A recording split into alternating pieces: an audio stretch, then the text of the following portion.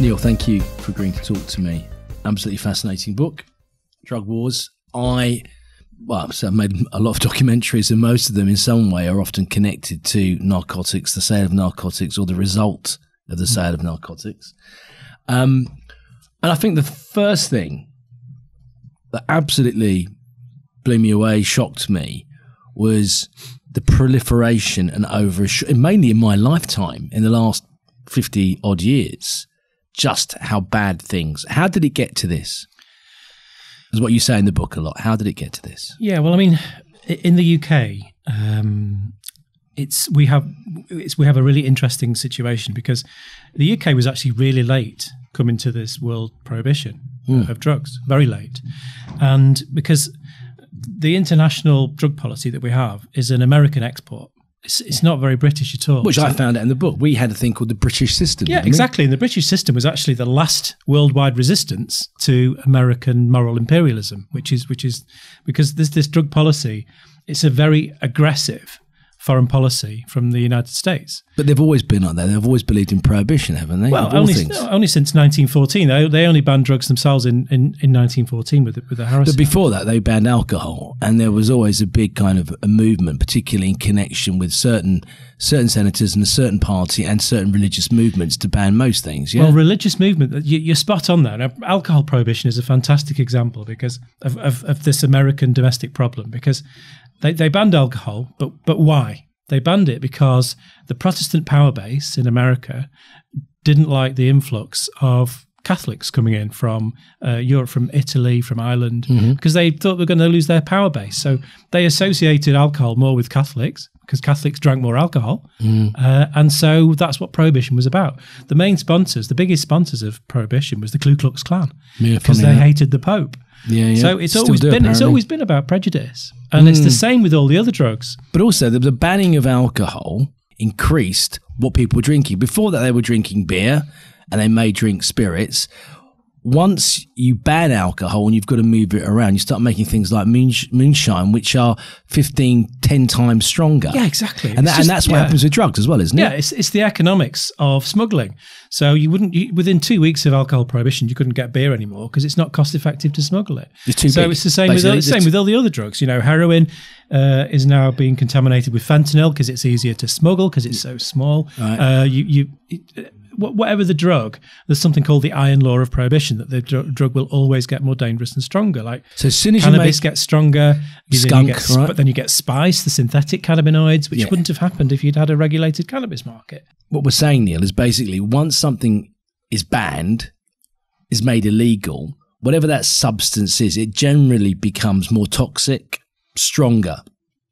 Yeah, absolutely. It becomes a much more dangerous product. And the examples of that, things like cocaine becomes crack, normal weed becomes skunk, super skunk. And you get the synthetic cannabinoids as well. Right. You know, they only exist because spice. You only get spice because cannabis was banned. Yeah. If there'd been a regulated cannabis market 20 years ago, there'd be no such thing as spice. And spice is what? How many times stronger than the average joint, for instance? It's far stronger. It's become it's a far different thing. But the most important difference between spice and cannabis is you can't overdose on cannabis. It can't kill you. Yeah, spice can kill you. So you've got these much more dangerous products as a result of banning them. But of course, from a policing point of view, because that's the way I come at this, international organised crime was given birth by alcohol prohibition. It's now maintained by other drug prohibition. You wouldn't have international organised crime without these commodities. Because of the profits that are made from it. No, exactly. And even the National Crime Agency makes the point that the profits from the international from drug business is reinvested into other forms of criminality. So it might be the biggest value in organised crime, but it allows them. It's the bank. It's the bank and the sponsor for everything else. Your people smuggling, sexual exploitation, you name it. Whatever organised crime's involved in, they can achieve that more easily because they control the international drug business. But if you go back to 1959, in the UK, under what was called the British system, where I believe people who were addicted to heroin were treated as patients, that's it. Rather than as criminals. Yeah, and there's a big difference there. That was a British system. We treat you as if you are someone who has an illness, basically, and we will help you with that illness. Is that correct? Yeah, that's it, and that's the principal difference between the British way of doing things and the American way of doing things. And the American system is to do what? The American way is to look down on someone with a moral judgment that, you know, if you've got an addiction, it's a moral failing, and we should criminalise you. And that's the way that Americans treated problematic drug users right from 1914. So, but Americans were trying to persuade our politicians for decades to follow their way of doing things. Before the Second World War, isn't it? Yeah, from before the Second World War and after the Second World War. And there were times when you had American policymakers coming over to this country and leafleting and trying to persuade our politicians to follow the American way of doing things. And when they were doing that, America measured their problematic heroin users in the hundreds of thousands. And we measured ours in the hundreds. So whose system worked? So in 1959, there's around 62 registered heroin users. 64, there's 342. Yeah. So, you know, it's tripled at least, yeah? Why did it triple? Why did it go up? Well, there was a more accurate way of recording it and becoming aware of them.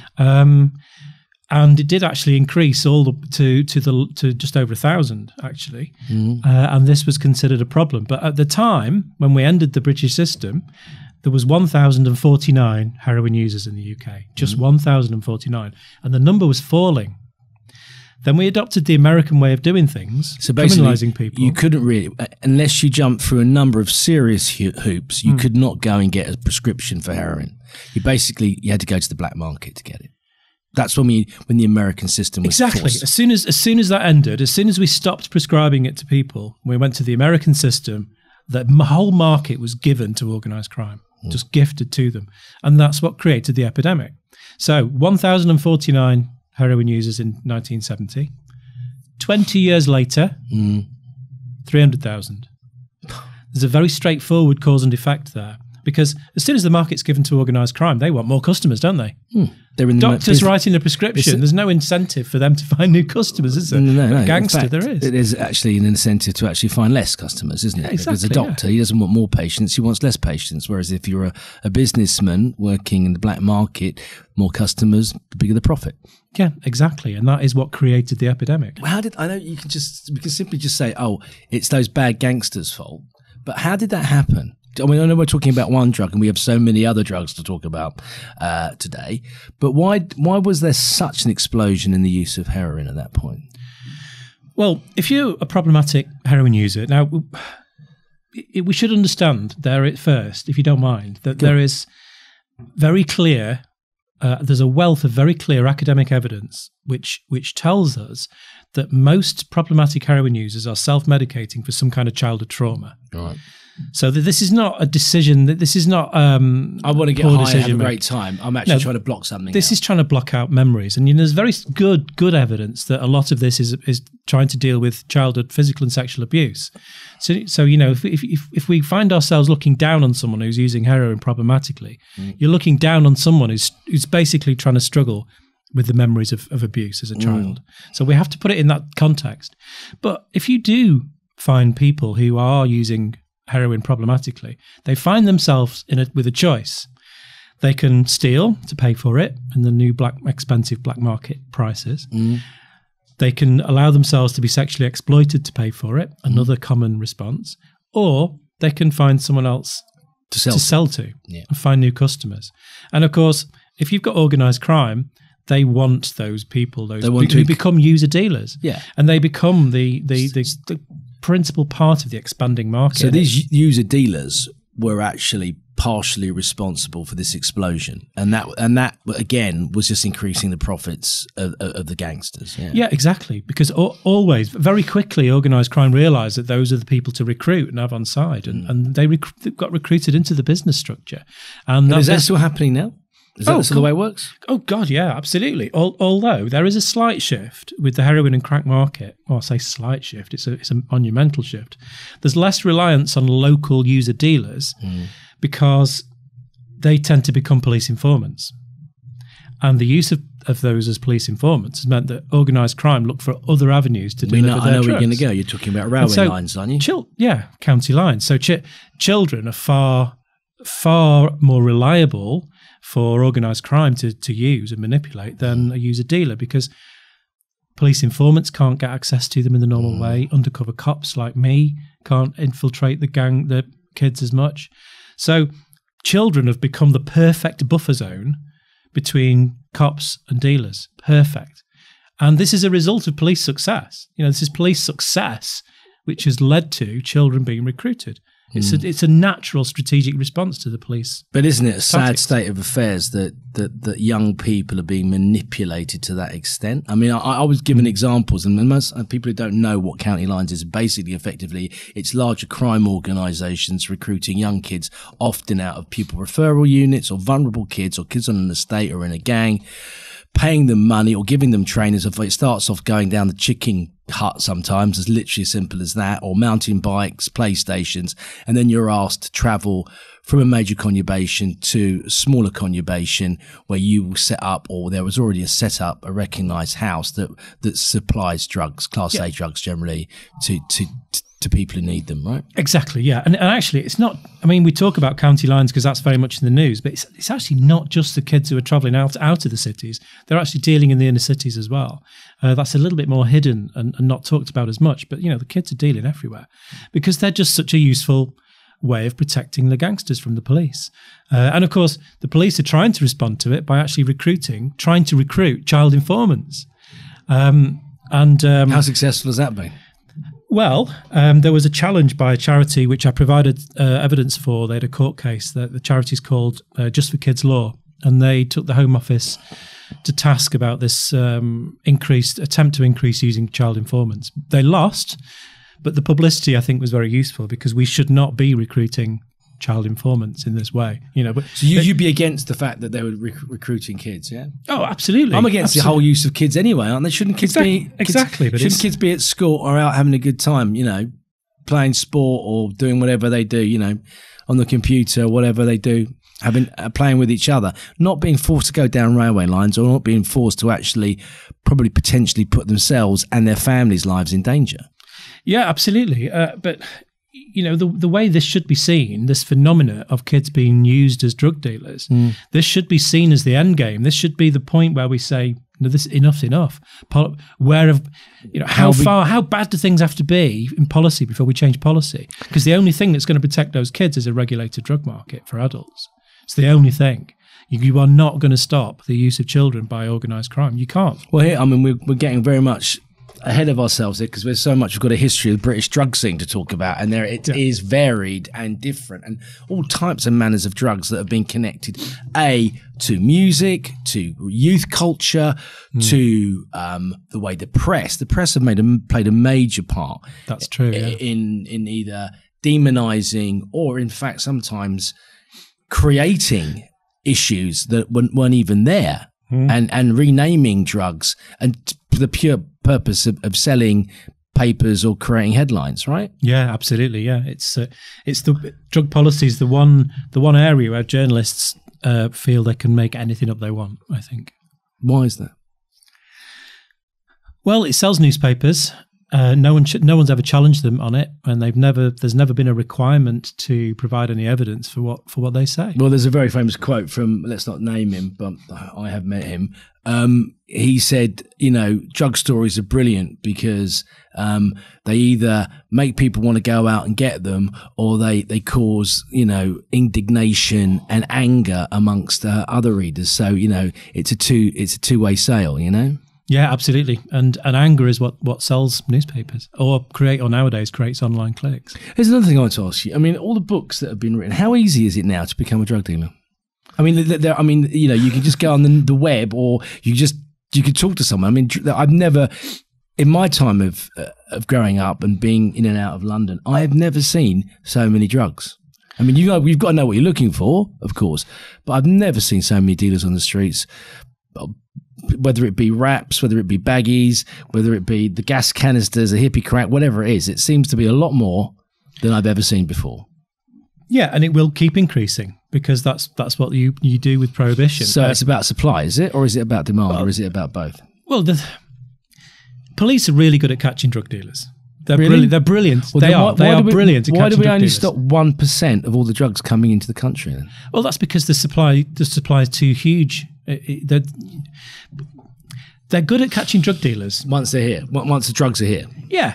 And they would catch twice as many if you gave them twice the resources. But that's part of the problem. Because what the police can never do is shrink the size of the market. They can't shrink the demand. And we cannot affect the supply either. There's never been so much cocaine being grown. It's pure. There's never been so much opium poppies, heroin being produced. There's never been as much as there is now. So, but what police do, when they catch a dealer, they create an opportunity for two more. So by trying to police drugs, it adds to the violence. So by taking out one, he leaves a space, and that is taken up by two other people. Yeah, exactly. Who then fight over that opportunity. But I would think one of the things that when I was out working with West Midlands Armed Police, they were talking about the desiccation of two major players in that town who have been notorious. There's two very big organised crime groups, and saying that even their patches now have been split, and there are feuds going on between the states, literally, guns being used. I mean, let's talk about, the equation between just the increase in violence. There you are, 1959, there's no such thing as violence attached to drugs. People aren't aware. There was no crime associated with drugs at all, violent or otherwise, up until they were banned. So what's the ratio now of people in prison who are associated to or there because of drugs? It's at least 50%, depending on what kind of figures you look at. But a lot of the violent crime, of course, is to do with the drug trade as well. But there's a very specific policing reason why the violence increases every year. Very specific. And there's police informants, the use of police informants. Now, informants, 95% of them are for drugs offences. So it's a drug war tactic, the use of an informant. Now, it's a dangerous game to play? Well, it is, but as it is to be an undercover cop. Well, it is, but it becomes more dangerous. But there's a reason for this. So most informants are recruited when they get caught. Okay, so say a guy's caught with enough heroin, he knows he's been to jail before. He's looking at 5 years, and he's sat in that police cell. And he thinks, well, I can't do 5 years. My kids are going to be too old. But I know I can cut this sentence down to 2.5 years if I do a deal. And he knows there's two detectives going to come in his cell door and offer him that deal. So he's thinking, I've got to give them something. Who am I least scared of? That's what he's thinking. And that relationship between informant and police officer is what drives the violence, because he's not going to grass up the gangster who would snatch him off the street and torture him to death. He's going to grass up someone who's got less cover or who's less scary. So it's a Darwinian situation. And, you've been around the world. You've seen this Darwinian situation develop, haven't you? Organised crime does get more aggressive. Oh, God, yeah. I was in Juarez at the height of the war between the Sinaloa cartel and the Juarez cartel, and the 4 people were getting killed every hour. And like heads were being taken off. I mean, the levels of violence, I think, the cruelty, people being skinned, flayed, and it's about reputation, though, isn't it? It's about reputation. Oh, yeah, well, if you shoot me once, if you've got the scariest, I'm going to shoot you 5 times. You shot him 5 times, we're going to cut your fingers off first and then shoot you 12 times. I mean, I have witnessed that in El Salvador and other parts of the world, the sheer brutality. But is that because of profit? Is that because of, mate, I am more scarier, I am more wicked than you, therefore you do not touch my product? Is that as simple as that? It's the Darwinian situation that's created. Now, I talk about South America as much as I can with audiences, but people can't. They think that Mexico is a long way away and it's nothing like what's happening here. And okay, we've got a long way to go, but we're at the thin end of the same wedge. Yeah. We're all going in that direction because by banning drugs, we've created this Darwinian situation. You keep saying Darwinian situation. You mean it's the survival of the nastiest. The survival of the nastiest. Because the people who are the cruelest. The cruelest. Yeah, the people who are willing to be the most intimidating are the ones who don't get grassed up. They're the ones who control a community through fear. And over time, that's happened in the UK. And we can see actually very clear in the UK, much clearer than you can in the United States, because we came so late to the full-on American-style prohibition. Anyway, we're there now. Let's move on to kind of like, because the book opens up sort of like very early on, but then quickly moves on to the mods, right? Now, I was a bit of a plastic mod, I have to admit, in the 80s. Right. Bit of a New Romantic one week, mod the next. Bit of a Dexy the week after. I moved around a bit. And yeah, drugs were on the scene. I thought it was mainly marijuana, I guess, when I was a kid. But the point being that the mod scene, the original mod scene of the 60s, you've got sort of like the baby boomers, I guess, were they called that? You know, they were young, they dressed well, and they wanted to dance all night. And we were about to see, like 20 years later, another drugs craze that was exactly based around the same thing and maybe a bit more trippy. And in between that, you had your acid. But let's go back to the Purple Hearts, were they? The Black Bombers? All the different types of amphetamine tablets, yes. So these were legal at the time, were they? They were legal, yeah. So if you wanted to go dancing all night and party with your friends, people didn't drink. Talking about Northern Soul, people wanted to basically, it wasn't like every night. No.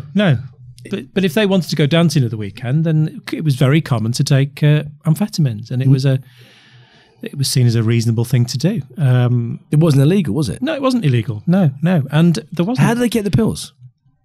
Well, they were legal. You could buy them in a pharmacy, but then they get banned, right? Yeah, and I would argue that there was no widespread problematic use of those pills. There wasn't violence. No, there was no problem with that scene. There really wasn't. You know, with any drug, some people are going to have problems with that drug, and those people should be given help. But the trouble is, that was the beginning of the journalists' moral panic. There will be a lot of people. It was the first example of it. So this was journalists. This is when the headlines started coming in. But the first thing I just went into my head then was, you're a police officer. You're condoning the use of drugs. How dare you? Well, there'll be people listening in outrage that you're an undercover police officer, some 16 years, and there you are condoning the use of methamphetamine. Is that right? Well, I've learnt a lot since I started in the police. No, well, exactly, and you've come to certain conclusions, and that's why we're talking. So the press get hold of the fact that kids are staying up and dancing too much, and exactly. So taking speed, effectively, right? Yeah, exactly. So a journalist just picked up the story and ran this story called Pet Pills in Soho, and it was essentially just. It was a grotesque expose. It was using all sorts of excitable language, and it was describing as some kind of sort of drug orgy of really terrible behaviour by young people, and it created a moral panic, and that meant that there could be follow-up stories, and people would buy the newspapers, but the trouble is, this moral panic was fake. It was false. It was invented by the newspaper story, and that newspaper story and the moral panic that followed led to the Dangerous Drugs Act of '64, which banned amphetamines.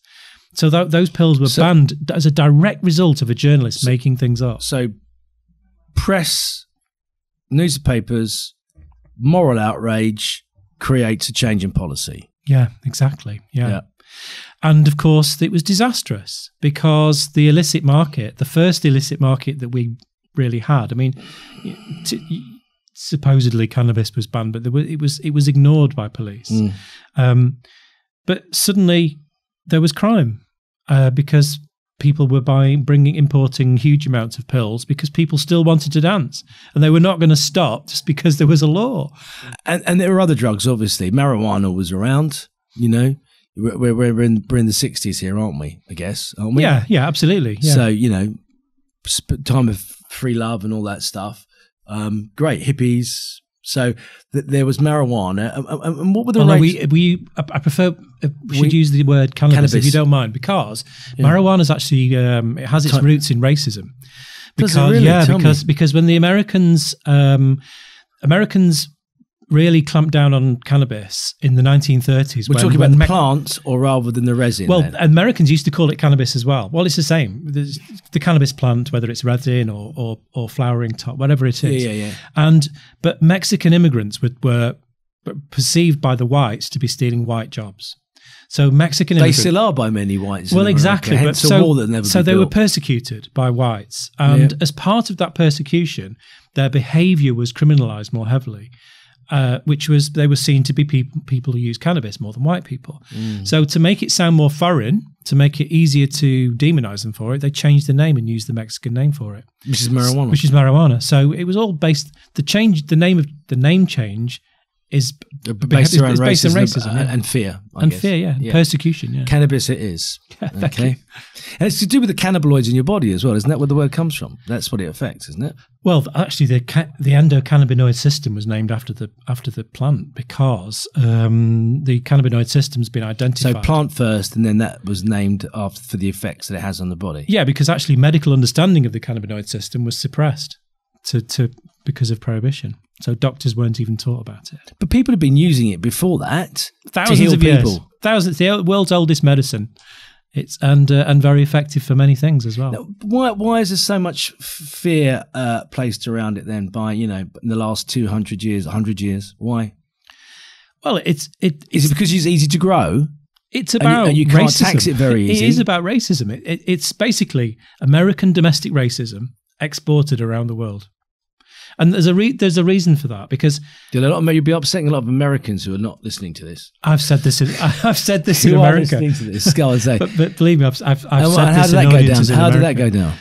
Well, I mean, there are many enlightened and good people in America who are they're legalizing it. Yeah. And how many states? Lot 6, 7 states. There's 9 for adult use and many more for medical use. For medical use, yeah. And it'll go federal. I have to eventually. say, I mean, let's stay away from the socialists, but clearly, if it helps somebody, and I read, it clearly does help. There are some people that it does help, and if they're ill or they're terminally ill in particular, and it's going to make the days before they depart this planet easier or better for them and their loved ones, then please prescribe it. Oh, absolutely! I totally agree with you, and it's a scandal the way that it's not adequately happened in the UK. Also, I mean, let's not get too political, but they said they were going to do it, and they haven't done it. Is that right? Yeah, exactly, and it is genuinely a scandal. There are children dying for the lack of this medicine, and not enough has been done about it. So yeah, they're all going to think that you and I are two on one side. Let's carry on. Do you have many colleagues that agree with you, ex-colleagues? Well, I'm part of an international organisation called the Law Enforcement Action Partnership. So I'm on the board for the organisation in the USA and LEAP Europe and LEAP UK. And we are rapidly growing, and we are made up exclusively of law enforcement figures who have realised that this war on drugs that we've been fighting is a disaster. And so we are campaigning to change it. So we do speaking events. We speak to people like yourselves, and we meet politicians. And so, yeah, there are a lot of us, and we're growing rapidly around the world. But let's talk about you for a minute. So, you on the toss of a coin, you decided to become a police officer. Yes, that's right. Yeah. What was the other alternative? I was going to go backpacking around Europe because I'd gone to university. Do you sometimes think, do you know what? Was it heads or was it tails that came in for you? It was heads that came up. So, yeah, I mean, I wouldn't be such a twitchy, nervous mess now, I don't think. I wouldn't be hypervigilant sometimes when I'm walking down the street. But you can't have regrets because I am pursuing a cause which should be pursued. So I'm fighting for change, and I wouldn't be able to do that without the experiences I've had. So it's got to take the rough with the smooth, haven't you? So how quickly, once you joined the force, did you go into undercover and into drugs, into specifically looking at drugs? And what time was it, and where were we in terms of Britain's rapid descent into drug mayhem? Well, I joined the police in 1989, so just around the acid house explosion. And I loved the music, but did you take the drugs? I didn't know. I didn't really associate it though. I just enjoyed the music. But I got into. But I was crap as a cop. I was terrible as a uniform cop. I was quite young and naive, and I always thought I could reason with anyone. and couldn't understand why someone still wanted to punch me, despite the fact I was reasonable. Probably 10 pints generally. Exactly, again, yeah. But I was naive, and I almost got the sack a few times because I was that bad. But I survived, and then after 4 years, 1993, summer of '93, I was recruited into undercover work. So I was still quite young. I was a young. Why did they choose you?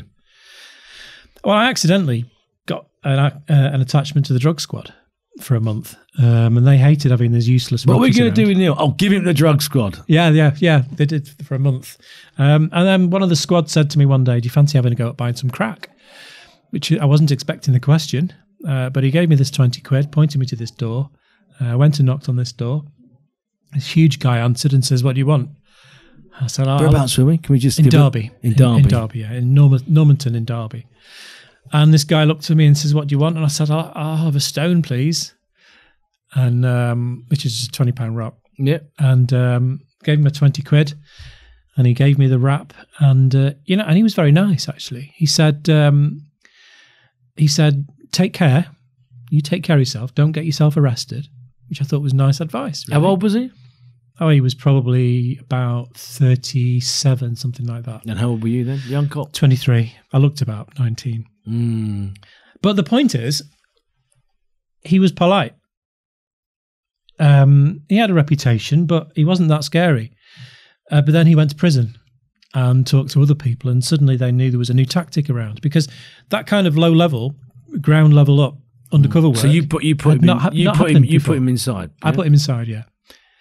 How did you feel about it? Did you feel guilty because he was nice? Was he that nice? He was selling crack.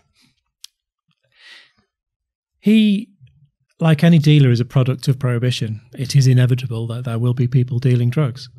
The fact that it's got more violence is down to policy rather than the individuals. Do you think so? I think there are some individuals out there that are quite wicked people that enjoy violence.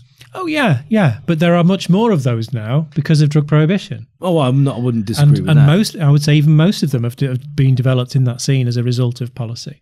Now, it's one of the biggest misunderstandings about crime that people have is that it's caused by criminals. It's not. It's caused by opportunity. You say that in the book a lot. And there's no bigger opportunity that's ever been made than illegalizing drugs. Yeah, but there's an important difference to put in here as well. If a cop arrests a burglar, burglaries will go down because there's a limited number of people who are willing to commit that crime. If you arrest a drug dealer, crime goes up because you create an opportunity. You create a void, that can be filled by more people. It's just important to make people realise there is a difference in crime between drugs and normal other types of criminality. Proper crime.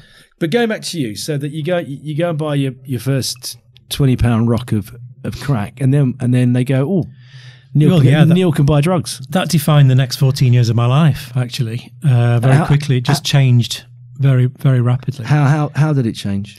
Well, it was a new tactic, and at that time in 1993, there was a lot of pressure from the government to the police to catch more drug dealers. A lot of pressure. Because also there was a lot of headlines at the time. There was pressure on people who wanted to be re-elected, right? Well, yeah, but I mean, the newspapers had whipped up the public into a right frenzy because they'd been scaring people about crack cocaine for years before we even had any. It is quite scary stuff, I have to say. Well, but it was like a weekly story. So as soon as it did hit the streets, there was the talk to, you've got to clamp down. So it became the Home Office directive to all police to make drugs the number one priority above everything. And it was. So there was a lot of pressure. So I stepped into that, and suddenly, wow, we can use people like him to catch huge numbers of people. So I went from doing a few days operation to a few weeks, and in no time at all, I was doing no less than 6 or 7 months. Hang on. So you were going undercover for 6 or 7 months. So you're moving into a flat, into a known drug area, associating with other drug users. Yeah. Taking drugs? No. I mean, I had to sometimes, but not very often. And when you did take them, how did you get around? I mean, what did you do? Well, I never had to take heroin. Right. Thankfully, that would be very scary, I have to say. Never had to do that because most trading with heroin is done in a place where you wouldn't suddenly want to start using it anyway. Yeah, so you couldn't start jacking it up. So you could go and buy your foil, your wrap, or whatever it may be, your baggie, and then you'd disappear as if you were going to use it. Yeah. But also, you'd have to give the impression to other people that were users that you were a user. Yeah, absolutely. Now, how do you do that? It's not like a widely practiced. It's not like saying, "Oh, I can kick the ball left and I can kick the ball right." It's not a widely practiced skill, is it? Well, yeah, but I suppose, I mean, I learned from the people I got to know. What I call it nowadays is weaponizing empathy. So it was about using my natural skills to get to know people and learn about them. And yeah, it could be difficult in the first few weeks. You arrive in a city centre and you're not part of the scene, and people are suspicious of you. But you just have to just keep going, and you have your legend. You have to have your legend completely right, where you're from, your background, yeah. And you have to. And did you sail? How closely did you sail to your true picture? In terms of accent, town that you were born in, all that. Did you? Did you? You must have drawn on things that you'd really experienced. You can't just make up a whole new brief. No, I mean you have to draw on as much. The closer to the truth, the better. It's far easier. Well, you'll make less mistakes, right? Yeah, exactly. But I did say that I moved around a lot. That's a very good way of getting around accent. And you did move around a lot, didn't you? Yeah, exactly. And so you moved from Leeds to Brighton and everywhere in between around the East Coast, right? Yeah, exactly. So having been in different places, it made it easier over time to talk about different places. Obviously. You said that you didn't inject heroin. Did you take other drugs though? You had to. I mean, you're not going to be accepted. Well, actually, I've had to chew cocaine. I've been around cocaine. I've been around marijuana. It's very rare. I actually had to camera. be honest. I mean, cannabis was no problem. That didn't. I did that a few times, but I actually made a really stupid mistake in the end of the 90s in one operation where I was infiltrating this pub, and this pub was almost cartoon like, the amount of gangsters that met there. It was just ludicrous. Can you tell us what area of the world we were in? It was a village called Whittick. Oh, right, it's very specific. In Leicestershire. Very specific. Yeah. And it was this village pub. It was ludicrous that people, you got big hitters from Leicester, Nottingham, and Derby meeting in this pub in this little village. Was this where they did business? Yeah, they did business, and they met there. There was a main target who was into antique burglaries and mass thefts of cars. So I was arranging to buy stolen cars and buying coke off him and things like that. But I made a really stupid mistake in that I made myself out to be a connoisseur of amphetamine. And I'm not at all. But it was something to talk about. And it was a big mistake because one day this guy came up to me and he said... The same guy? Yeah, the main target for the whole operation. And he came to me. I take it he was a small chap. No, he was a massive bloke, was he? Well, he was a bit vicious because he would order his henchmen. In fact, that day when he came up to me, he just ordered his henchmen to beat someone to a pulp for a £10 debt. He was dragged out the pub and beaten. £10. £10, yeah. So he was a very unpleasant chap. And he came to me one day. He says, "Hey, you, I've got you a present." And he brought out this bag of it was paste. It was very pure amphetamine. And it was this sort of pink, toxic-looking goo in this plastic bag. And you could smell it. As soon as he took it out of his pocket, you could smell it. It smelled like the urine from a glue-sniffing cat. That really sort of... And if you've ever smelt strong amphetamine, you know what I'm talking about. The urine from a glue-sniffing cat. Yeah, that's the best way I can describe the smell. Toxic stuff. Toxic stuff, yeah. So he says, "There you go." And the trouble is, he picked up on a moment's reticence on my face, just a glimpse, and that's all it takes, and that's enough to get his suspicions going. Yeah, and I particularly knew, in his business, and I could see his expression suddenly shift. But you could, as the connoisseur, you should have said, "That looks too pure to me. I don't want to touch it." No, it didn't play. It didn't play out like that. No, it played out. No, you're an undercover cop. He was suspicious of me instantly, so I knew the only way I was going to put that fire out was to enthusiastically scoop some amphetamine and have some. Yeah. So I put my little finger in, had a scoop, put it on my tongue, and he said, "You'll want more than that with your tolerance." I thought, shit. So I put my finger in and had some more and swallowed it. And I could almost feel the mouth ulcer forming from burning my tongue. And that sort of weird warm feeling in my belly. And within like half an hour, I was absolutely out of it and getting more out of it by the minute. Were you still in the pub? I was still in the pub, yeah. I escaped after about 20 minutes. I made my excuses that, I couldn't rush straight away. So I met up with the handler. I was with a companion as well. I was working with someone else, but I met up with the handler and just took one look at me and says, "Look, just let me tell you my notes." And so he made some notes because I couldn't hold a pen, and then I had to be like driven away. I couldn't drive my car, obviously. Yeah. I mean, I know enough about drugs that I know I wasn't in danger of overdosing, but I knew enough I was probably going to be in for a very difficult time, and I was an extremely difficult time. How difficult? I mean, it was horrendous anxiety. It was really deeply unpleasant. It was way too big a dose for someone. Do you think he'd done it on purpose? Who knows? Who knows? I think to be honest, he was just pleased to be able to get to show off that he could get such a strong commodity. To be honest, it was a strut. Look at the gear I can get. But I couldn't sleep for 3 full nights. It lasted that long. It was horrendous. Mind you, my house has never been so tidy. I mean, the constant fear of being found out exposed by very brutal, cruel people. How does that? I mean, that obviously has played on you. You openly admit you've got PTSD, but on a day-to-day basis, that's a lot of pressure, isn't it? I mean, did you have a family? I did. I had two young children, which I would be working away for several nights, and then I would make my excuses and get away. And often I would still take the kids swimming on a Sunday morning, which was a peculiar jumping from one world into another world. Yeah, a very peculiar sort of calming, serene sort of place to be. But yeah, sometimes it was difficult to relax from what had been going on in the week, and because actually from very early on, from an operation I did in Leicester in 2001, the incompetence of my colleagues put me at risk.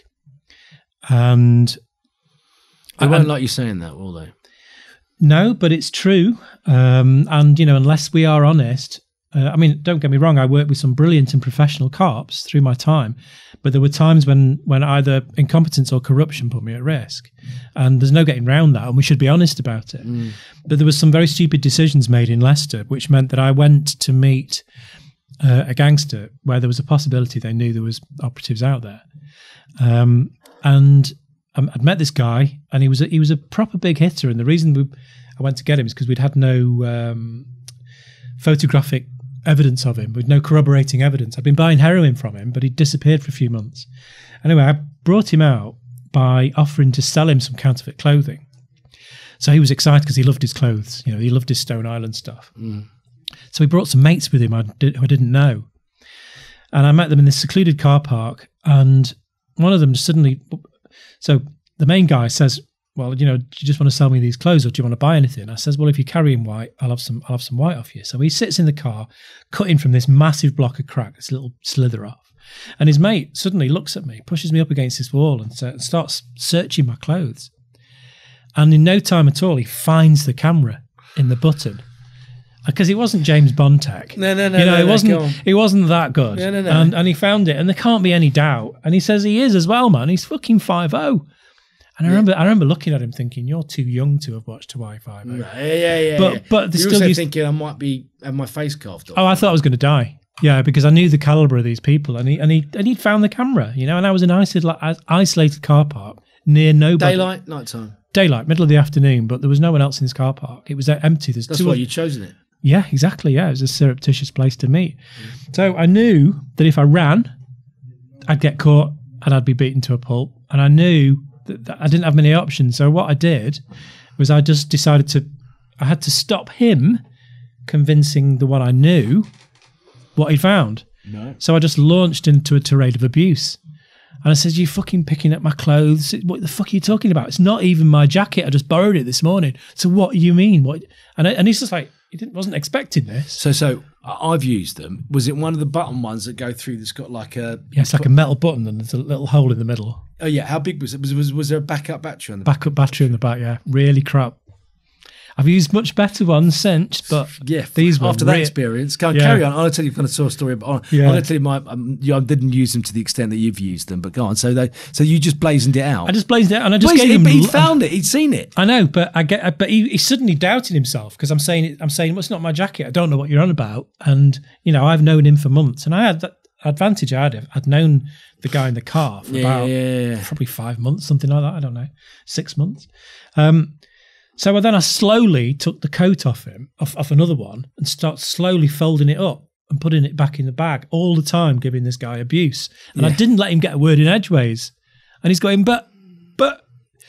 So then I just started walking really, really slowly. And I just remember thinking, if you run from a pack of wolves, they'll chase you. You never if you walk really, really slowly. Walk away slowly, sir. So I'm going really slow, and I'm still over my shoulder, just swearing at him, just insulting him. So they didn't get the Stone Island clothing, and you got away with your camera? Yeah, well, I got halfway across the car park, and then I hear some steps behind me. And I think, oh shit, if I can just get one punch in, maybe I can, maybe. But it was the guy with the crack. And he says, oh, don't mind my mate, he's a dickhead. Don't you want this ting? I'm thinking, you want to sell me crack cocaine now? So I said, yeah, I'll have the ting. And I got the 20 quid out and did the exchange right in the centre of the camera. Yeah. And his mate is screaming at him. So he's got a camera. Fucking heat, man. He's fucking heat. And he's going, nah, don't be stupid. Anyway, so then he walks back to the car and I'm walking. And in no time at all, he manages to convince him of what he's found. So then he gets in the car, and then I hear the car screeching, and it's coming after me, and then it's driving at me.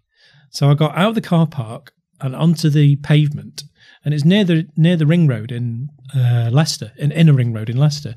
So I'm running on the pavement, and the car's driving after me to catch me, and I just managed to get to a railing, so the car had to brake. And I reckon I was probably 2 meters away from being run over. That's what I meant. You just legged it. Well, then I started walking because then I was near to like a food takeaway, and I was getting near to people then, and I thought I was safe. So it went round a roundabout and had another look at me and then went. So then I got back to the secret location, the debrief site, told the intel guy the description, the car number and everything. He went away and came back laughing. He says, I don't know why they didn't just shoot you. He says, there's loads of intel, there's a gun in that car. Because that's the caliber of people you're dealing with. They were, but caliber being the right word. Yeah, exactly. But it was a series of mistakes and failure of the system around me, which created that system. Very, very quickly, I'm trying to buy for the evening underage children in an area of Mumbai. So me and the local journalist, I'm the white tourist, I'm going out. I specifically want to find underage girls, right? And there's a place called Falklands Road that goes for nearly a mile, and it's full of brothels with very young kids in them, young children. Anyway, I get these two guys, locals, that come along that chaperone us. I can never forget that he painted his head in, and as it got hotter and hotter, it kind of melted down his face, kind of like he'd used boot polish to kind of right. Imagine my head with a black quiff, like a Hitler quiff, yeah? But it's melting. Right. Here we go in. Obviously, I'm going younger. But before we've gone in, I've turned to the journalist. He's got a button camera. I've got a button camera. Press it, hold. Is the light going? Lights going, recording. 6 hours, I went from brothel to brothel trying to find these young girls, and we got photographs of them, and I pretended to be more and drunk and getting younger and getting younger. Brilliant footage of them. I'm doing this or doing all this. Me and the local journalists get out of there because I am the only white guy there for like 8 hours, right? I stood out. It was like being in a different world. Get back, take the download out, stick it in thin. We've done it. I turned the camera off, hadn't I? Both our cameras off. Rather than turning them on, I turned them off. Guess where we were the next night? Back there. Back with our guys going, oh, you must like it. Because I never actually did anything. I couldn't do anything. I blame the fact that obviously the beer that I had in my hand that I never really drank, it looked like I was drinking 4 rather than sipping 1. But there you go. You want to make sure if you're going to go undercover and carry an undercover camera, you want to make sure it works, don't you? Really? Yeah, it's true, yeah. And you want the best kit, don't you, really? You do, really. Yeah. Thank you, team. Anyway, moving swiftly on. So there you are. You nearly get your head kicked in or killed or shot, possibly there. Did it put you off? No, it didn't. What was driving you? Well, I mean, I believed in what I was doing then. I believed that the end justified the means, but whatever I was doing, because at the end of the job, I was catching gangsters. And, I was a young cop. That's what I wanted to do. Would you go up in court and face them? I'd be behind a screen. So I'd be sort of smuggled into the court, through a different entrance and come in through the judge's entrance and I'd be covered so no one could see me. And I would give evidence under a pseudonym as well. Did you ever think that your family might be in danger? Were they ever threatened? Did anything ever happen like that? No. I mean, for a long time, I believed in the system. I thought the system protected me, actually. And there was a lot of protection against corruption. So, for example, I would be loaned to a particular area for a 6 or 7 month operation. The team that I would be loaned to would be told before I got there not to ask me my real name, where I was from, and they were given a lawful order for that. So they could never give up to any of the people that they may have been in the pay of. Exactly. Who you really were. So they used my pseudonym, the same pseudonym I used to the gangsters. So my fake name was for the cops as well as the other people. So you had all of these systems in place. And, the threat was sometimes real. For a Leicester Crown Court job where I was smuggled in the back, there was a credible threat to my life. There was going to be a hit. So there was like counter surveillance leaving the court to make sure I wasn't followed and all those kind of things. So it was a real threat. How do you feel the fact that there's credible intel to say that someone who is capable of and willing to kill you is possibly going to carry that through? Well, I was young and cocky, to be honest. And the incident where they tried to run me over, I was buzzing from that, and I was so pleased with myself that I was finding myself to be the kind of person who could cope with nearly dying. Just if you know what I mean. Yes, I sort of. And I got this sort of reputation, and people saying you're a nutter, I wouldn't do what you're doing, and it boosts your ego. It does, doesn't it? And you think, I must be good. And I enjoyed it, and I enjoyed the thrill of it. I enjoyed the lying. I enjoyed the intellectual exercise of manipulating everyone around me. You enjoyed the con? Yeah, I did. I enjoyed the con, and I enjoyed the buzz, the adrenaline rushes. I didn't know they were causing me harm at the time. I didn't understand it.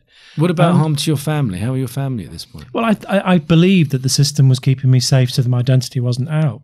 And perhaps what about the pressures on the relationship between you and your partner and your children? I didn't have the best relationship with my partner, to be honest. So sometimes... Did I say no shit, Sherlock? That might have something to do with the job, right? Well, yeah, quite possibly. But sometimes going away and buying crack from gangsters was an escape from home life. But I still... people might go, oh, you're being provided. But there is there have been times in my life where I have actually willingly got on an aircraft to go to somewhere dangerous to get away from the pressures of home. Yeah. Which sounds a bit... It sounds very familiar. Yeah, very familiar. Go on. Sorry, Neil. But yeah, no, it's fine. It's but I mean, I had a good relationship with my children, and I didn't see them as often as I would want, but I did that bit right, I think. Are you still got a good relationship with them now? Oh yeah, very good. Yeah, very good. Close. So you didn't realise the damage it was doing to you then. At what point did you start losing faith with the police? It was the system. It was incremental, but there was a very, very important event which shouldn't have shocked me, but it did, and it was an operation in Nottingham. Now, the reason I was in Nottingham, part of it was because at the time there was daily gun violence. Was it called? It was Shottingham. Shottingham. It was my favourite pun of the time. Shottingham. And it was in the news. I actually used to go out with a girl from there at the time at the Black Orchid. Right. Yeah. Who was connected to some interesting chaps. Well, one of the main targets that was Colin Gunn, the gangster Colin Gunn, quite an infamous character, and he was basically at war with everybody. Part of the pressure on me was to try and find intel about what was going on. So I manipulated one particular person who was on the periphery of that gang. He was on bail for dealing heroin, and manipulated him for a few months. Eventually got a really good intro to a gangster I was after. This is about 4.5 months into it. Then the day after, 2 of my backup had gone off sick. So when you say backup, explain to me what they do. Well, theoretically, you'd have a team. If you wanted out, they'd come and get you. Yeah, but I always made it clear right at the start, I don't want them anywhere near me, because I can only think about what I can do. I don't want to think about what someone else is doing. So they were always miles away anyways. It was just backup on paper. It wasn't really, it wasn't actually of any great benefit, but they had to be there on paper. Yeah. But they'd gone off sick, so I got introduced to 2 new cops. The first one shook his hand, no problem. The second one, I shook his hand and the hairs just went up on the back of my neck. You knew. He was just wrong. Completely wrong.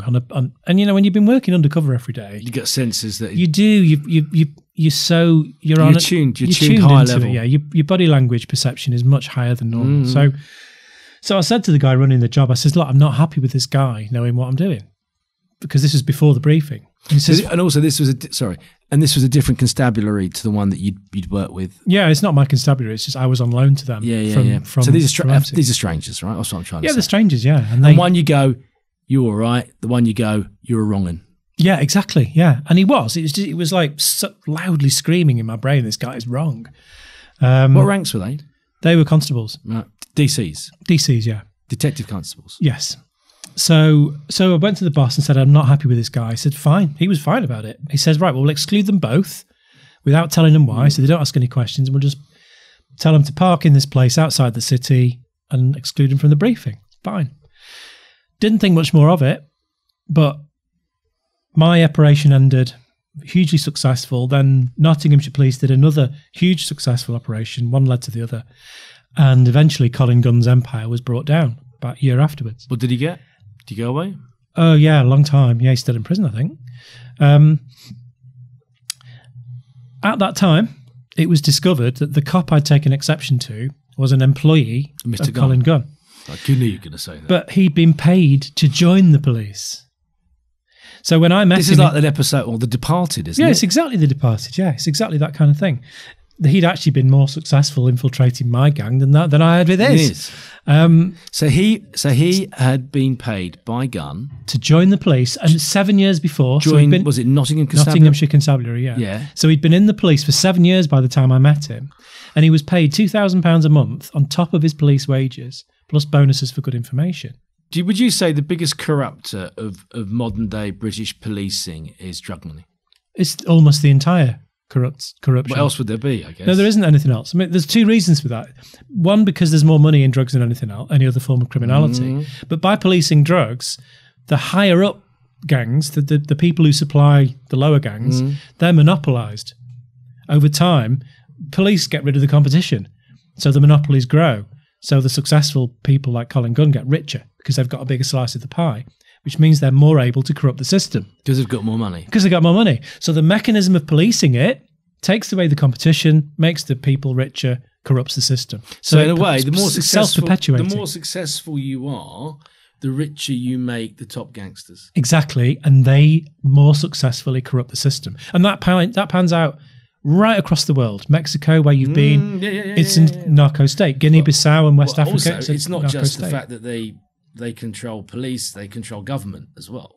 Yeah. I mean, some governments are entirely... States. Yeah, exactly that. Exactly.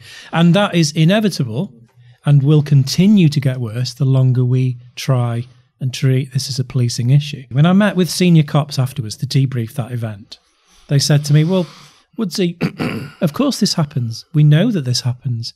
With this much money involved, how would it not? And it was made clear to me, well, yeah, we know. This is why we have the safeguards in place, because we know there are spies in the police, because that's how rich organised crime is.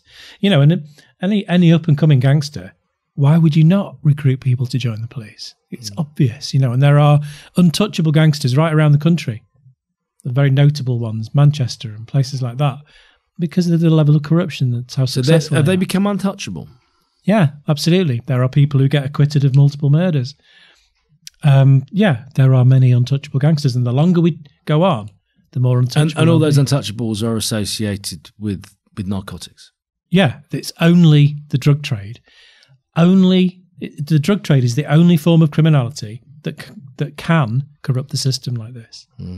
The only form, and it's very important to note that, I think. I'm going to ask you a question now. I have to ask everybody that comes on. You've, from the toss of that coin, your life went on a very different path. You put yourself in harm's way on numerous occasions. You're still in a way doing that because you're standing up for something that you believe in, even though you worked for many, many years to sort of destroy that in one way. You've turned completely the opposite way. You've 180'd your belief. Yeah. What has been your toughest moment? My toughest moment. I'll have to give you a little bit of context with this. Yeah, go on. Now I've talked about weaponizing empathy, and a guy in Nottingham I manipulated. Now I basically, as an undercover cop, you pick on vulnerable people because vulnerable people are easier to manipulate. Of course, and I'm in the game of manipulating people. And also, vulnerable people, they tend to have the most contacts. They're using the most drugs. So, like a guy in Nottingham, I picked on him because he was on bail for dealing heroin. He was connected to all the people I knew I wanted to be connected to. And I spent weeks getting to know this guy. I wooed him. I remember one day I gave him a present, actually, a baseball cap, because I'd seen his baseball cap was really tatty. And I was making myself out to be a travelling shoplifter. I actually went shoplifting with him sometimes, which is great fun, by the way. But anyway, I gave him this present. I'll bear that in mind if this goes horribly wrong, which it looks like it might do. I'm joking. I gave him this baseball cap as a present, and he was so happy. And he put this baseball cap on and looked in this reflection in the shop doorway, and he was really happy, you know. Anyway, when he was arrested months later, he ended up being on minute-to-minute watch. Suicide watch. And the reason for that is he believed I was his one friend in the world, and that he was I was the one person he could talk to, the only person he'd ever been able to talk to. And that knocked me for six.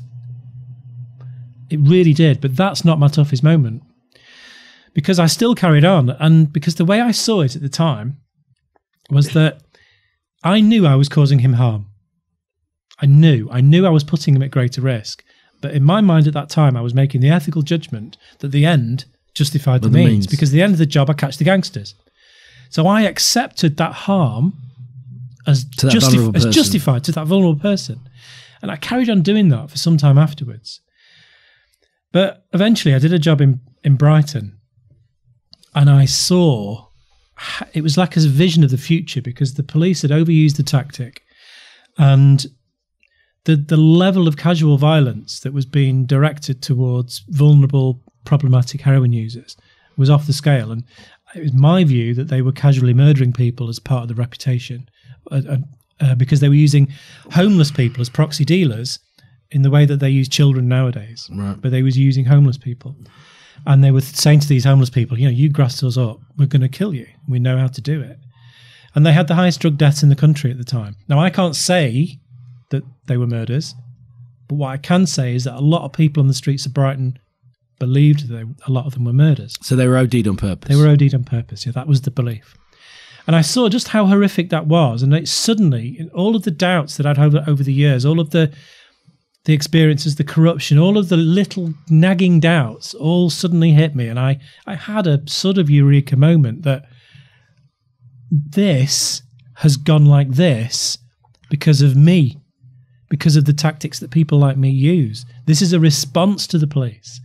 And I realised, looking back over 14 years... So basically, you believe, because of the way that you've manipulated vulnerable people, the dealers were now putting it on those user dealers, the homeless ones, and killing them if they thought that they were grassing, or they were... Or introducing people they weren't meant to. Yeah, i.e. coppers. Yeah, exactly. Undercover coppers. Exactly. And I realised that this was a strategic response to the tactics that I'd been enthusiastically developing and teaching other people. By this time I was involved in teaching other undercover cops. So you felt that you were responsible for this increasing amount of deaths? Yes, yeah, definitely. And quite clearly I was, you know, because cast all the way back in Derby, the first time I bought crack, the guy said, you know, take care, don't get yourself arrested. He had no idea that this tactic was out there.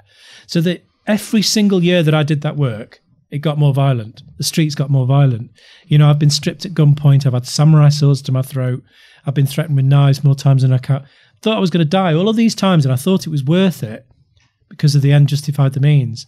But eventually in Brighton, I had to face up to the fact that everything that I'd done in my undercover career only caused harm to individuals and society. So as soon as I understood that, I realised that the end never justified the means. It never did. So the harm that I caused to that guy, that suicidal guy in Nottingham, all of those vulnerable people I caused harm to over the time, that was never justified at all. And actually, what kind of person am I that sees that as a justified harm anyway? You know what?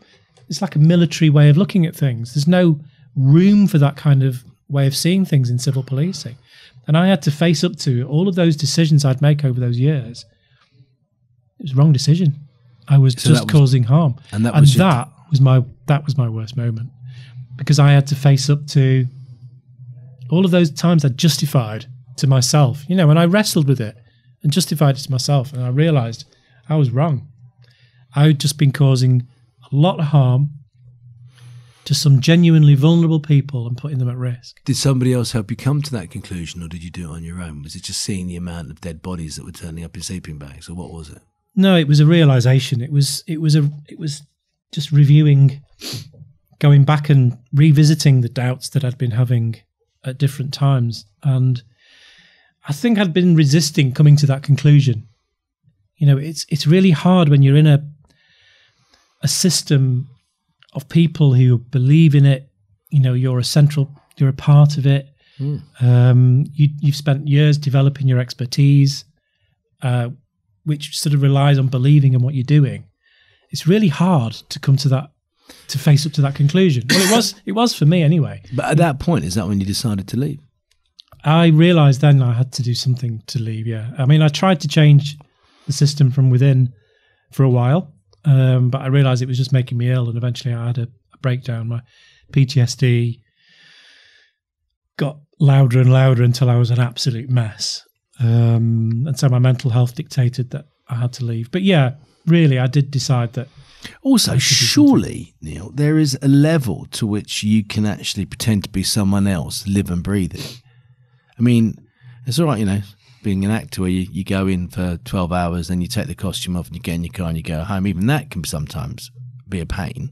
But you're not risking your life. You're not risking your family's safety, and you're not risking your mental health. No, I mean... And also, as you say, eventually causing or possibly causing the deaths of others. Yeah. Yeah, absolutely. The violence, the increased violence in our streets is because of police success, and I was a key part of it. I was. And being a part of LEAP, campaigning as you do you think that helps you with your PTSD? Oh, definitely. Yeah. I mean, the sense of doing the right thing reduces the guilt. I've got. Is that why you're doing it? In my low moments, I am very unkind with myself and criticize myself. PTSD is a vicious thing. You can attack yourself, and my part of my brain's telling me I'm only doing this to get rid of the guilt. But no, in my better moments, I can say, absolutely, I'm doing this because it's the right thing to do. Let's go on talking about the history of British the drug wars and the violence and the increase in violence that never went away. But there's also sort of at a very interesting point that you talk about earlier policing, when the use of cannabis in places like Brixton and in Notting Hill, and how that was stamped on, and how that in many ways brought about the riots. I would say the riots were completely about drug policy. Completely. I mean, the riot, Brixton riot in 1981, it's no accident that it's 10 years after the Misuse of Drugs Act, because there'd been 10 years of the police picking on black people in Brixton. Because, when police were given this war chest of powers, and it is a war chest of powers, the Misuse of Drugs Act. It really is. And the police, they were given this directive, right, you've got to tackle drugs. Cops had never really thought drugs were nothing. They weren't sexy policing. They were just a pain in the arse. No, they wanted to do armed robbers, didn't they? Yeah, they were just a pain in the arse. So suddenly cops had this task to do and these powers to do it. And they thought, what does a drug person look like? And of course, they decided that the drug person looks like was a black person. And in Brixton, it was the young black men who were stop searched all the time. And, in drug wars, we interviewed people from both sides. Coppers and cops and people who were on the other side. Being young black males at that time. Yeah. And notably, we interviewed the brilliant Peter Blexley, who was involved in the riots. And he says, I wasn't a racist till I became a cop. I became a racist thug as a police officer, and that's because of drug policy, because we were told to go and find people for drugs until we picked on black people. So we interviewed both sides, and it's very clear, isn't it? That's what it was about. It was, and I mean, drug policy, the drug war has always been about racism. It's in the DNA. That was the export from the USA. What, Chinese bring opium? Yeah, exactly. It's a way of oppressing other people, other people's behaviour, and it still is. That's what it is about. I mean, if you look at the statistics, if in London you're 10 times more likely to be stop searched for drugs if you're black than if you're white, and it's the same around the country. But people will say, well, that's for any crime, but it's much more so for drugs. So, for example, if you're a black male in London, you're more likely to be stop searched. Then if you're found with drugs, you're more likely to be charged rather than cautioned if you're white. And then if you go to court, you're more likely to be sent to prison, and white person not. Now you could argue that the whole criminal justice system is racist, and you'd be right. However, the stats are fascinating. For a non-drug crime, a black person is twice as likely to be sent to prison than a white person. For a drug crime, they're 4 times more likely. So drug policy, it's about race. It's always been about race. Were you aware of this when you were a police officer? God, no. No, I've had to learn a great deal since I was in the police. Do you think a lot of those things, the statistics like that, which are, absolutely shocking, I can't back up what you're saying, but if it's true, then it clearly is racist. There's no arguing that. Is that set by the state? Is that set by certain individuals in government, or is that society, or is that policing? How does that happen? I mean, is that just judges' policy? There's very little over-conscious racism at play here. This is about unconscious bias. And is this placed by the media then? Is this historical? Is this based on fear? What is it based on? It's a fact of our society. We were a slave trading nation, and we've still got the echoes of that in our consciousness, in our unconscious bias, and the choices that we make, and the views that we have of people. If I say, when I say this and there's police in an audience, if I explain this, I offend the police officers in the audience. And when I was a cop, I would have been offended by someone saying this. I would say, I am not racist, I am impartial, I am fair. But you have to face up to the fact that these biases are here. I would say that, I'm just about to make a documentary about fentanyl and the way that it's being used to cut heroin and the dangers that that's causing.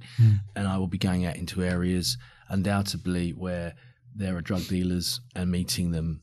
And I would say that I've also done films about knife crime and gun crime. And when I've spoken to predominantly young black or mixed-raced young men, there is a complete mistrust of the police, a complete mistrust of the system. We have managed to, or the system has managed to alienate a group of young people, if not them, their forefathers, and possibly their forefathers, because of the behaviour of the police. Yeah, exactly. And society and it's a self-perpetuating and if you're saying, problem as well. You're 4 times more likely to go away if you're black than if you're white for a drug crime, then it's madness. And these stats are there and available. We should be acting. But so this is a bigger question. But how do you go about reversing that? How do you go about changing the them and us situation that now exists between certain communities in our country, in our society, and the police? Well, just before I answer that, I should add that there is good evidence that there is no large amount of drug use from any ethnic group. So there's good evidence that blacks use drugs just as much as whites and Asians and vice versa. Yeah. But how do we tackle it? Well, the same way we tackle all of the drug problems that we have is by regulating the drug markets. This unconscious bias and the othering of people, sort of trying to control other people's behaviours, which is the essence of drug policy. We can only change this by regulating the drug markets for adult use. We have to take the whole market away from organised crime. It's the answer to the violence. It's the answer to the problems of young black men not trusting the police. If you fix drug policy, you fix that problem. you fix the societal problems. Is that not like a bit of a utopian? I mean, utopian idea, is it the right word? I mean, it's just like, so you're kind of like, this is Harry Potter time. I mean, you could have suddenly legalised drugs overnight and everything's going to be all right. Well, the first thing I would do, the most urgent, is to go back to the British system in relation to heroin. That's the most urgent. That's the where people are suffering. Even now? Yeah, that's the drug where people are suffering and need the most help, and it would have the biggest impact on crime. The other thing I would do is, on the other end of the spectrum, is cannabis. I mean, in London, there was a poll by the Evening Standard that 63% of Londoners support the legal regulation of cannabis. So it's not as if it's a hot potato. The public want this.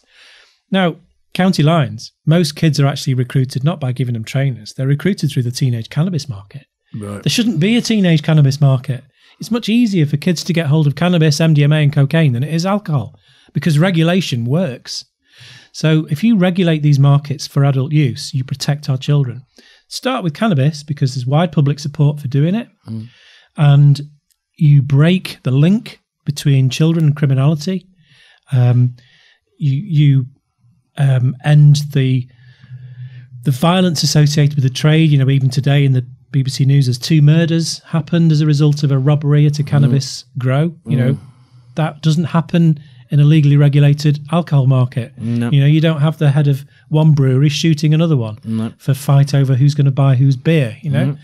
Or for stealing his beer. Or for stealing his beer, yeah, if it's burgling your brewery. So, yeah. So, you know, you make a point in this book that this is now, people see the legalisation of cannabis coming over the hill. Yes, one of the biggest companies that's growing cannabis, that's set to make a load of money out of it, is a British company. Yeah, GW Pharmaceuticals. Yeah. And that's not just, and they're not just doing this for medicinal reasons. They're seeing it as this will then transfer or transport into recreational use, right? Well, for the moment, I think the pharmaceutical industry, actually, a lot of them would be very keen to keep it a medical market and keep the adult market illegal. Because if you suddenly make the adult market available, the medical companies lose money. So there's lots of vested interest in keeping the adult market illegal. Illegal, is there really? Yeah, follow the money. From the medical team. Yeah, follow the money, yeah. Well, the more money would be... Well, there's a lot of money in the medical side. Well, there's a lot of medical and pharmaceuticals. Not if you can buy cannabis down a gram at your local off license. So, you know, there's different financial interests at play here. It's all about the money, right? Yeah, exactly. So tell me again. So how do we go back to the British system? We started at the British system. We're going to finish. This is the way that these islands operate, which was treating people who had drug addiction, serious drug addiction, as patients. Well, we are actually beginning to creep back towards the British system in the UK, and the fascinating thing is it's being led by the police. Now, obviously, my organisation, Leap UK, is very active. We spend a lot of time speaking with police and advising some police and crime commissioners along with our allies. And now police and crime commissioners, some of them, are actually spending policing money on health responses to problematic drug use. So one that started already in the northeast, Middlesbrough. Yep. The police and crime commissioner there is using police money to pay for heroin prescribing. Now, in my view, the system of heroin prescribing they use, the HAT model, is not liberal enough. They need to be, funnily enough, going up there to shoot a documentary about said subject. Right, well, it's great, and it is fantastic, and I love what the Police and Crime Commission is doing there. And it makes policing sense, because if you look after those 10% of people, your crime will drop. Because they're the ones committing most of the crime. Because they're committing the crime, so it's such sense for policing. And it's happening, it's about to happen in Birmingham as well. The whole of West Midlands, they're going to have also heroin prescribing. It's just about to happen in Scotland. And it's spreading. Now, will it be, Neil, will it be for that 10%, or will it be for the other 90%? It's for the hardcore, most suffering 10% that the ones that commit most of the crime. Which makes sense. However, in my view, how do you specify which ones are the 10%? Well, the HAT model, the decision making for the heroin assisted treatment model is that you must have failed 2 other forms of treatment. Right. Which, it's a clinical approach. Personally, it's not liberal enough, because look at it from this point of view. If you're a drug treatment service provider and you have a new presentation for problematic heroin use, and it's a 21-year-old woman who is clearly being sexually exploited, Why would you not rescue her instantly by prescribing her the most effective treatment? Because she is in the most danger, right? Exactly. You can be rescuing people. So HAT, the model that they're using in the Northeast, is not liberal enough because it's based on failure. Yeah, yeah, but it's a good start because it's a step back towards the British system, the British way of doing things. Yeah, which makes me happy. I mean, in Switzerland, they've been providing heroin-assisted treatment since 1994. And they used British evidence for that policy. And as a result of that, they reduced burglaries by 50%. They reduced crime massively. The cuffing that you talked about, the exploitation. The exploitation, women, the using of drugs to use people to go into prostitution. They've ended it.